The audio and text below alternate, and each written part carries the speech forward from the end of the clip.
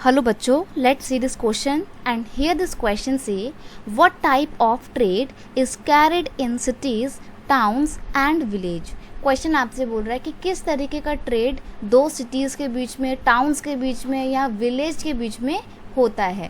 तो यहाँ पर देखो ये इंटरनेशनल ट्रेड बिल्कुल भी नहीं होगा, क्योंकि इंटरनेशनल ट्रेड क्या होता है, दो या दो से अधिक लोगों के, अधिक कंट्रीज़ के बीच में होता है। ठीक है, तो बेसिकली यहाँ पर तो हम बात कर रहे हैं लेन देन की, ट्रेड की।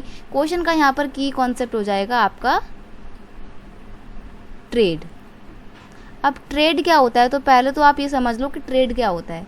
The exchange of goods among the people, state and countries is referred to as trade. यानी कि जब चीज़ों का लेन देन दो लोगों के बीच में होता है, दो स्टेट्स के बीच में होता है या फिर दो कंट्रीज के बीच में होता है, तो उसको हम बोलते हैं ट्रेड, इसको बोलते हैं हिंदी में व्यापार।